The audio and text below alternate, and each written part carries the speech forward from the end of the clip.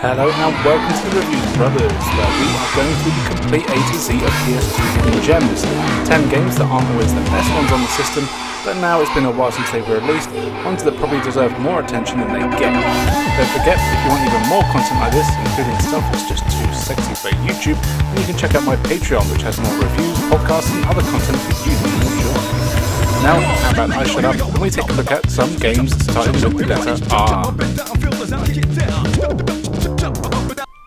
Here is Red Ninja, End of Honor. It's your standard take on ninja revenge here. You are Kurenai, a sexy ninja woman who saw her dad murdered by the Black Lizard gang when she was a child. They did try to kill her as well by hanging her with a ninja weapon thing, but she survived and was adopted by ninjas. And the weapon that she was hung with is now the weapon she uses to kill everyone she sees. So yeah, now that you're all grown up and a trained assassin, it's up to you to finally avenge your father. The game is split into levels and you get objectives, which are basically to get to the exit of the level while murdering people along the way. You'll eventually come across a boss who will need to be murdered, and being a ninja though, there are quite a few ways you can do this. Stealth plays a large part of the game here, and while it's possible to go in all swords blazing, you really are better off playing slowly and taking people out one by one. You'll need to use the shadows to your advantage and hide behind anything you can. Also, being a ninja, you're pretty nimble, and you can run quickly, but this is quite noisy. You can also jump high, climb walls, and even do some wall running. Sneaking is very slow, but it's silent, and when you're close enough to an enemy, you can press a button to do an execution on them, and there's a surprising amount of blood here. You can even tear people in half. What's cool is that you can use your bladed whip thing, which is really damn powerful, and you can actually use it to do stealth kills from a distance. When you get used to it, it's pretty good fun. And when you're using it, you'll get an indicator on an enemy. When it turns white, press attack again, and you can literally split them in half in one hit. When it works, it's awesome. If you are spotted by enemies, the game gets considerably harder, especially if there's more than one of them. Enemies will block your attacks regularly and try to surround you, and they do a pretty good job of hunting you down if they spot you. They'll even call for friends, and soon you'll have a mix of enemies with swords, bows, bombs, and more. If you're good enough, you will be able to take them all out still, but it is recommended to avoid these situations. You will find items in the levels like health potions, as well as weapons like throwing daggers, smoke bombs, blow darts, and so on.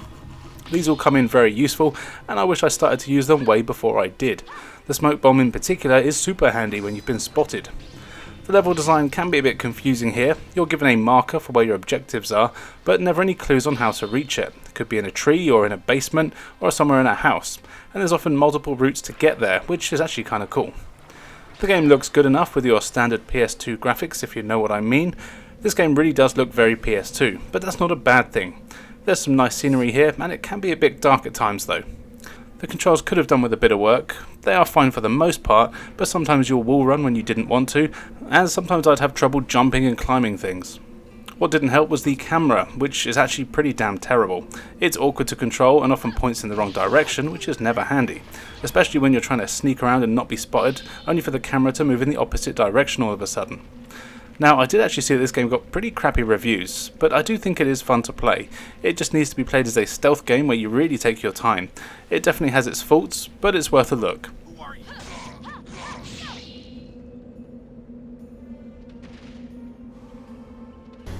Red Star is an interesting action game based on a graphic novel that I've never heard of.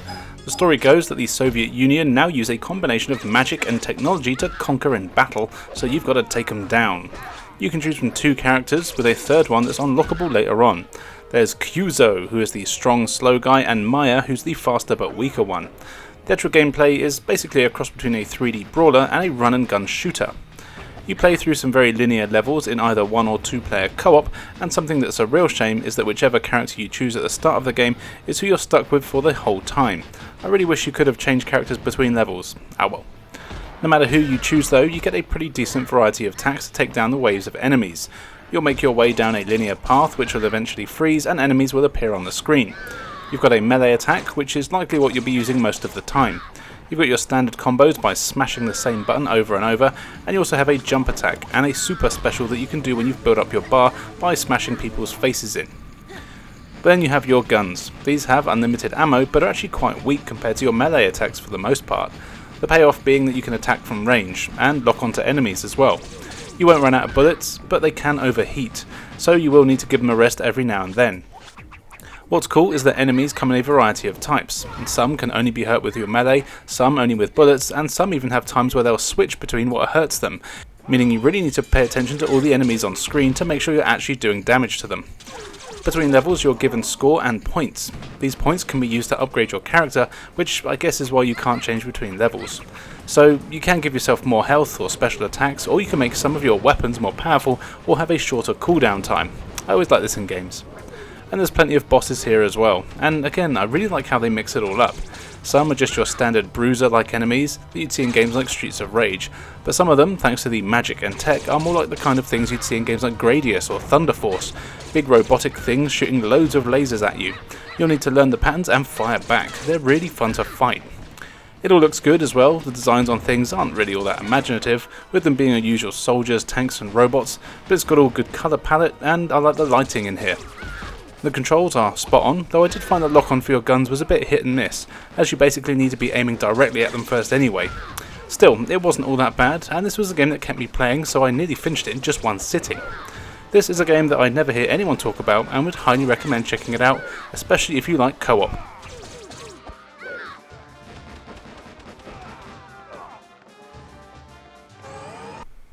Fighting game time now with the Rumble Fish. What a stupid name for a game.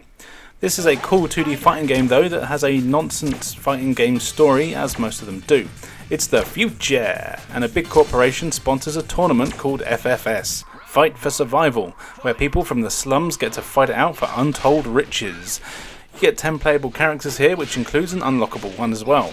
And they're all pretty fun to use, with the usual differences in fighting style, speed, power and so on.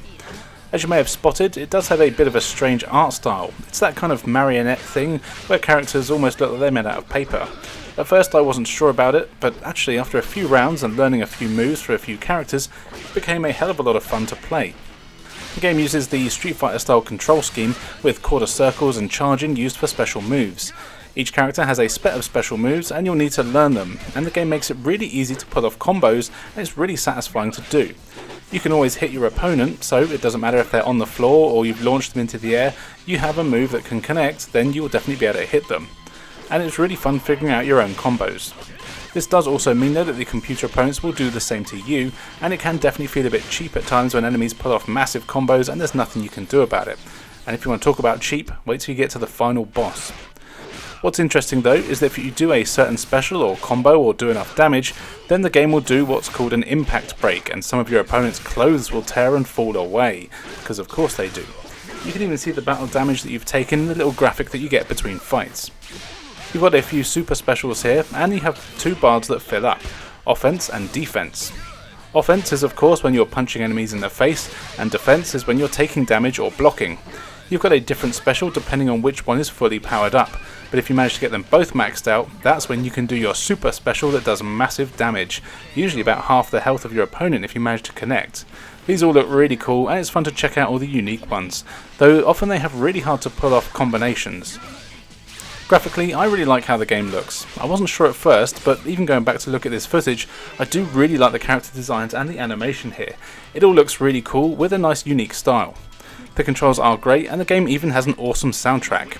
It did get a sequel, and these are actually now available on all modern consoles, and I do recommend playing them if you like fighting games.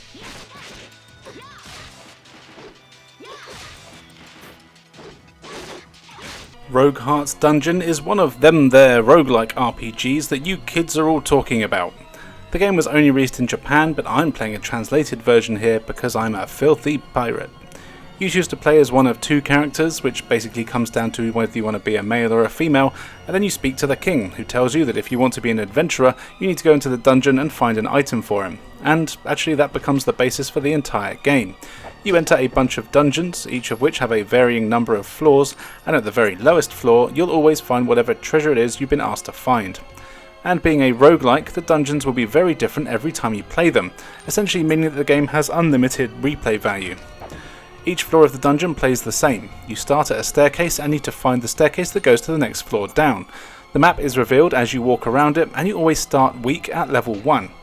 As you're walking around the dungeon, you'll find monsters, item and gold. Fighting the monsters levels you up, and it's easy to do. You can just walk into them, or you can press the circle button to attack. The game is turn-based, so you move in blocks, and every time you move or attack or use an item, the enemy will get an in-between turn. It's all very fast-paced, and you won't be waiting around for things to happen though. You do start out pretty weak, so it's often recommended to explore the floor you're on as much as possible before going to the next one. This is so you can fight monsters and level up, increasing your health, attack and defense. But also you'll find loads of items along the way. You get new weapons and armour which are more powerful, and you'll find magic staffs and bows that you can use to do projectile attacks. And you'll also find potions and scrolls, which come in very handy, sometimes. You see, you never actually know what a potion or scroll will do until you use it. They all come in various colours, and the colour is always the same.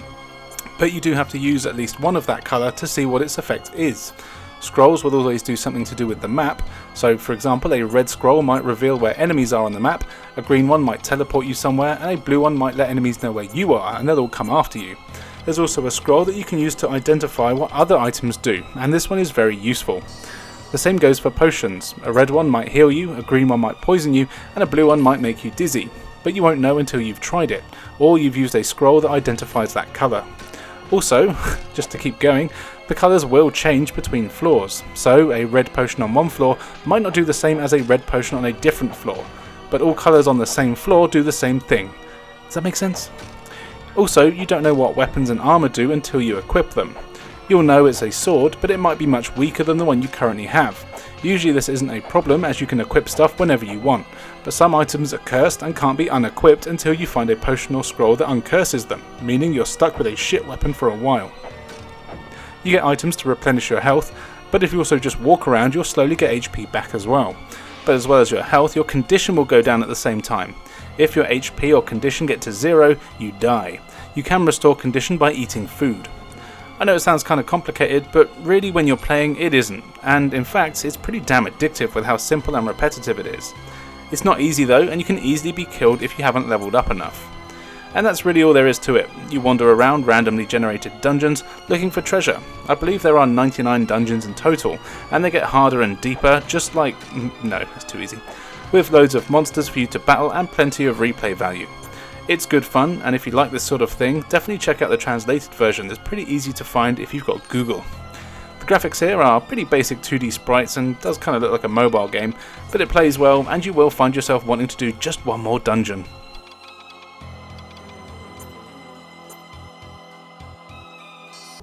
Rogue Ops is a stealth action adventure game which apparently also came out on the GameCube, but I don't think I've ever seen anything for it on any system. Anyway, we're talking PS2 here. This is essentially an American version of the Ninja Revenge story. You are the generically named Nikki Connors and are a former Green Beret who also happens to be hot and sassy. Well, you're on holiday in Turkey, well, presumably to get her teeth and tits done, when your husband and kid die in a car bomb explosion by a terrorist group. Turns out your husband was part of an elite squad called Phoenix, so you take his place naturally and do 2 years of extensive training before setting out to get revenge. This involves doing your usual array of spy stuff in a bunch of levels set all over the world. You'll be infiltrating mansions in Spain, Russian military bases, museums in England, and of course some sewers. The missions all play quite differently, and you really will have to use all your spy skills along with some trial and error to survive. You always have a variety of objectives to complete, and it's easy to keep track of these in the menus. These are usually things like killing people, planting bombs, finding intel, stealing things, and so on. But some missions will require you to murder everyone you see, and some require you to be hidden the whole time, and if you so much as breathe too loud, you'll need to restart the mission. And some, in fact most of these missions, are a combination of the two. You might need to be sly for a while, but then once you've reached your main objective, no one cares anymore, and you can just shoot everyone in the face. As you're a spy, you've got a decent moveset. You can run around and climb most surfaces. You even have a handy grappling hook that you can use on most ledges that are high up. You'll get on-screen prompts that are really helpful, and they'll let you know what you can interact with. And you've also got a variety of gadgets to use. There's X-ray specs to help see where enemies are, an eyeball thingy that steals people's eyeball scans so you can get into areas you couldn't normally, and that sort of thing. Then you've got a variety of weapons to use, and you are deadly accurate with all of them, which I kind of like. And even better, headshots count here, so always go for the head, especially as ammo is very scarce.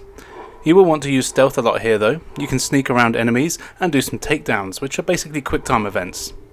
Hiding isn't actually as easy as you'd think here, and I got caught a lot.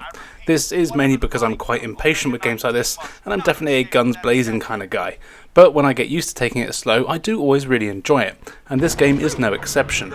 You really have to keep an eye on your radar, which shows enemy line of sight and any cameras that might spot you. The enemies themselves aren't all that smart though. If you are in a situation where you can murder people, you can often just hide behind a pillar and slowly edge out, and they'll wait patiently while you shoot them in the face. Still, I don't mind, as the checkpoints here can be quite far apart, and often the objectives are quite obscure, so you can easily lose 30 minutes or more of progress if you're not careful. But it is still fun to play, and I like these types of games that have a pretty contained level with multiple objectives within it. You get a decent amount of freedom with how you want to deal with things, which is always good. It all looks decent enough too, with some good character models and nice locations. The variety is excellent. And the controls, they can be a pain at times, especially with the stealth and trying to hug walls. It's all automatic, so there's times when you'll do it when you want to, and times that you won't do it when you do want to. Still, I had lots of fun playing this one, and I think it's another one worth checking out.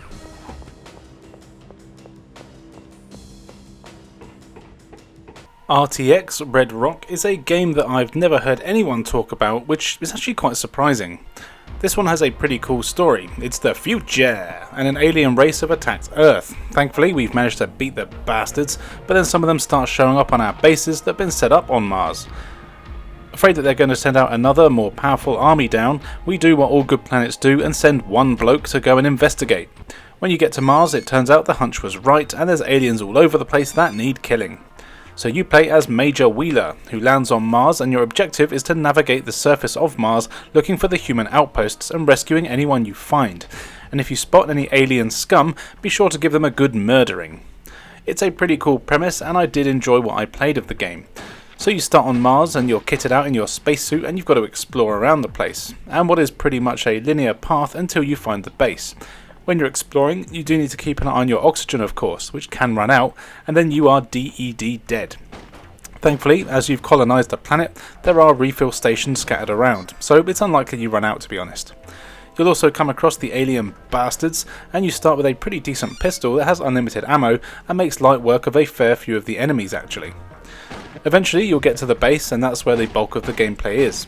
You'll need to explore various bases thoroughly to find weapons, items, keys and other things that you might need to get the power back on at the base so you can get the defences up and running. Along the way you'll also find humans who are trapped there. Early on you'll find a personnel transporter which you'll use to send them back to Earth. The bases are also packed with enemies, but it's not too hard to take them down thanks to a decent lock-on system and some pretty responsive controls. Exploring the bases here can be tricky though, mainly thanks to their confusing layout and similar looking corridors. Thankfully you do get a map, though it's not the best one, and I did notice myself running around in circles a lot more than I would have liked. It's pretty easy to keep track of what you need to do, and you also get a few gadgets to help you out. You even have a few new vision modes. You've got your normal one that lets you see body heat for enemies and humans, one that lets you look at electric signatures, which is handy for finding gadgets and power sources and robots that might be trying to hide from you. You'll need to use all of these if you want to get anywhere. Once you've completed all the objectives in the base, you head back out to the surface of Mars to find the next one.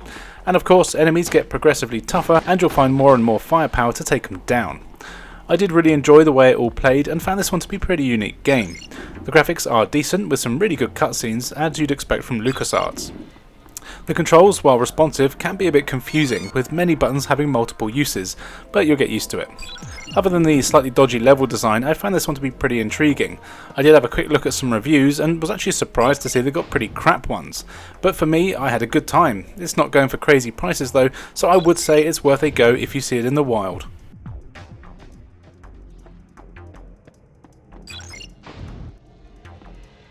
Rough Trigger: The Vancour Conspiracy is a cool 3D action platform game where you play as Rough Trigger, a canine bounty hunter who's been sent on a mission to rescue some super cute dog pig things called piglots. They are friendly and almost indestructible, and a shipment of them has crash landed on a dodgy planet. If bad gits get their hand on them, then who knows what they'll be able to do, because people can't have nice things. So Ruff has to explore a bunch of planets, each of which have the usual platform game tropes of fire, ice, water, jungle, tech and that sort of thing, where you'll need to round up as many of the piglots as you can and take down the evil gits that want to kidnap them for nefarious reasons. And sometimes you'll just have to kill the local wildlife, which doesn't seem entirely fair. The worlds are all fairly large and can easily take an hour or so to play through, and you'll be doing a fair amount of platforming to get where you need to go. Thankfully, Rough controls well enough, and you can run, double jump as well as climb on ledges. Being a dog thing, you can also use your claws to attack, and you actually have quite a few combos at your disposal, each doing various amounts of damage. But I do have to say the hit detection with the melee attacks isn't great, and there's times where you'll take damage instead of the enemy, which is pretty annoying. Rough also has access to a few guns. You can have a machine gun to start with, which is pretty good, and you can lock onto enemies with it. But to do this, you do need to be facing them exactly, and you won't automatically aim at them even if you aren't facing them. This took a while to get used to, and did probably cost me a few lives. You'll find a ton of boxes and breakable things on the levels. These contain a few different items. You get credits, which you can use to buy new weapons and power-ups, and you'll find ammo for your weapons, and you also get coins. For every 100 of these, you get an extra life, and they're all over the place. Interestingly, you get the ability to turn into a werewolf quite near the start of the game. You can transform pretty much whenever you want, and as a werewolf, you're faster, stronger, and can jump higher, but you can't use your guns. Because of this, I actually usually stay as normal Rough, because the hit detection is kinda bad, and even worse it seems when you're the werewolf. It's a shame because it's a cool mechanic, but I didn't really come across any situations where I really needed to be either form. You also get a few vehicle sections here, which is always nice. These are basically a race to get to a new area or to escape something. They're good diversions though, and do break up the action. Exploring the levels is actually really good fun thanks to some smooth control, and you'll need to grab any piglets that you can and carry them to the nearest teleporter. What I like is that if there's more than one and you're carrying one, then the others will just follow you automatically. They are kind of useless and can't jump or anything though, so if there is a gap you'll have to grab them individually and take them over, but it doesn't happen too often. If you do manage to drop one in lava or it gets somewhere it shouldn't do, it does just teleport back to its starting position, which are also never too far away. There's often puzzles involved with saving them as well, be it platform puzzles or pulling switches to open gates and so on, but it's what you'd expect in a 3D puzzle game.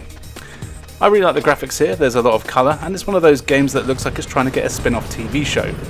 Overall, it's a pretty fun platform game that's another one that I never hear about. I'm pretty sure it's been featured on my beloved GameSack at some point, but other than that, I haven't seen it anywhere. But it is worth playing if you like games like Ratchet & Clank or Jak and Daxter. It's not quite up to those standards, but still good fun.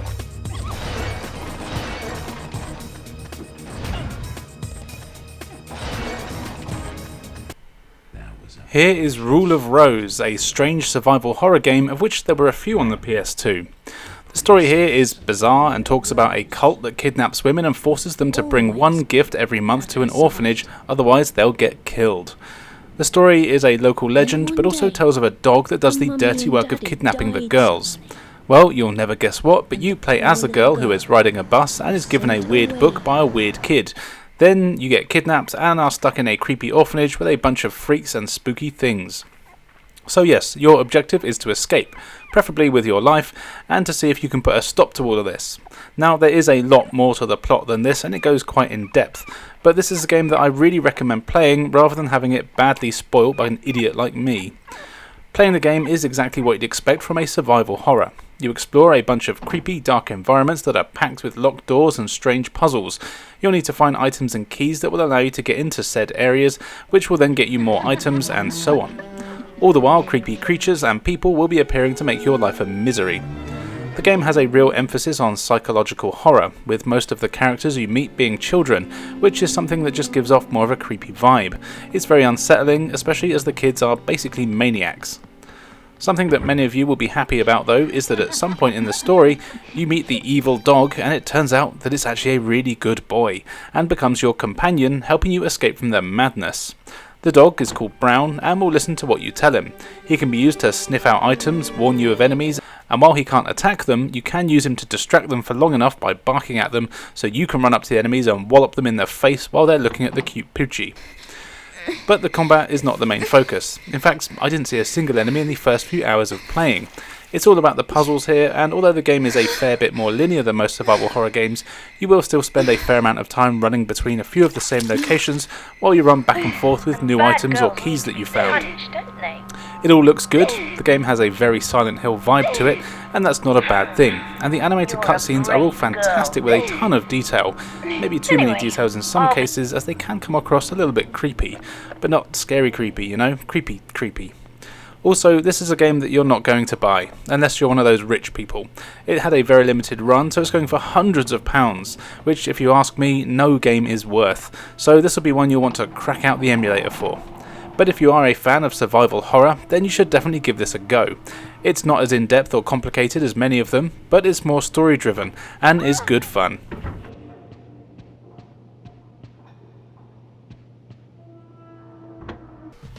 Let's get out on the road now with Roadkill. This is a really fun driving combat game set in the future. A disease has caused all sorts of havoc and gangs have formed all over the place and look after their own turf. You're a drifter called Mason Strong and you've joined the Sentinels, a group who want to get rid of the gangs and have dominion over all three main cities, Lava Falls, Vista Canyon and Paradise City. So the game is a 3D open world where you have to drive around completing missions that are given to you by various ne'er-do-wells. These range from killing people, blowing stuff up, stealing stuff, escorting people, taking part in races and so on.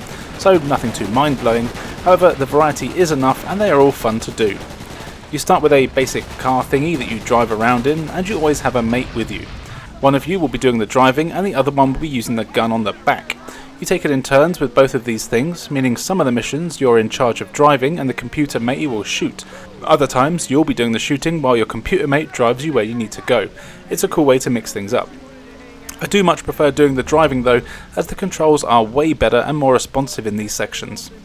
Blowing up other vehicles gives you money which you can use to upgrade your car, and as you play you'll unlock more vehicles to use with various different stats, most of which can also be upgraded. You can also find blueprints scattered around the world.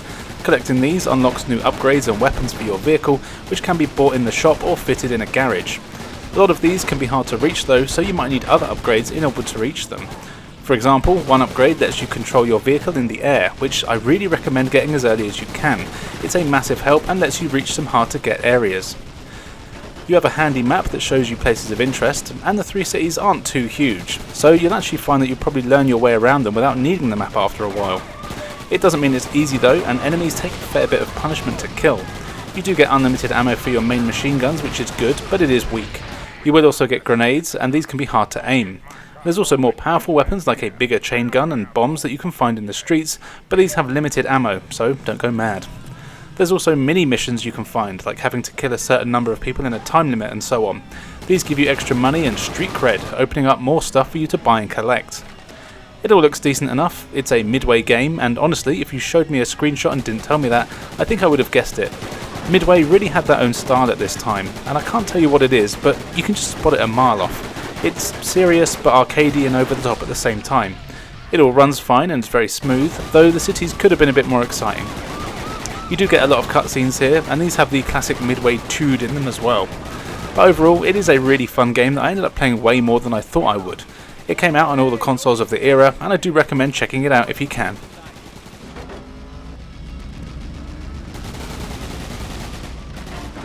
And here is Rune, Viking Warlord, a game that couldn't be more early 2000s if it tried.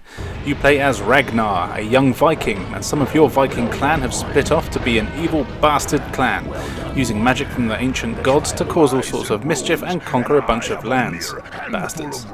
You and your other clan members aren't too happy about this, so you set out to stop them. But it turns out that they're actually as tough as they say they are, so they make light work of your army, sending you to hell with one L, because this is Norse mythology. Thankfully, you survived, and you've got to stop the Gits before they destroy all the magical runestones, which are all that are stopping the evil Gits from using the magic to finally conquer just about everything. So the game is a 3D action platform adventure where you'll be doing a lot of battling, a lot of platforming, and a lot of puzzle solving, and I'll tell you now, I really like this game. You explore a load of large open worlds with your only real objective being to find a way to the exit so you can get out of hell and track down the evil Conrak and presumably chop off his nuts, but I haven't got that far yet. Being a Viking, you are handy with all manner of swords, axes, clubs and so on, and you'll find a lot of them in the levels. You can carry 2 weapons at a time, but they can't be 2 of the same one for some reason, not that you'd want 2 of the same one anyway. Each weapon has its own properties in terms of speed, attack, power and range. Swords are fast and have a good range as well, but the hammers are much more powerful but a much shorter range. You can also pick up shields to use to defend yourself from attacks, and you'll be doing a fair bit of fighting here. There's all sorts of enemies like skeletons, demons, fishmen and regular men, and they all need a good chopping. You have your basic combos, and the game really feels like an early 2000s PC game, and that's because it was. You can really tell this was meant to be played with a mouse and keyboard, but they've translated over the controls really well to the PS2, and I had no issues at all with it, whether that be the platforming or the combat. If you take damage, you actually refill it by eating the various lizards that you find around the world, which is always kind of funny to me. And with the enemies, what I like is that you don't really need to fight any of them if you don't want to. This isn't a game that forces you to battle everything you see, and other than enemies that have items or keys that you might need, you could just ignore everyone if you wanted to. Puzzles play a large part in the levels as well, mostly platforming or switch-based ones, and you'll find a lot of doors or areas that you can't quite access until you find the right switch somewhere that opens a door that raises a bridge or something along those lines. But as you'd expect, these are often hard to find and hidden behind breakable walls, but after a few levels you know what to look out for. Interestingly, you have a choice of 3 views in the game, 2 behind your character from different distances, and there's also a first-person view. This is handy in tight areas to get a better look around you, but it isn't great for combat as you can't even see your weapon. I really love how this game looks as well. It uses the original Unreal Engine, which has such a distinct look to everything and really brings me back to my early PC gaming days. I like the character models and the overall look of the world, and I just find something about it so appealing. And the fact that it's all put together very well. The levels can be tough, but they make sense most of the time, and you usually know what you need to do, it's just figuring out how the hell to do it that can be the problem. The cutscenes here are a little ropey, using the in-game graphics, but there is a certain charm to them despite this. Now, it might sound like I have a strange bias towards this game, but this is actually the first time I ever played it. It just so happens that this is exactly my kind of game. The great news is that it's super cheap, at least here in the UK, and definitely one that I recommend going out and getting as soon as you can.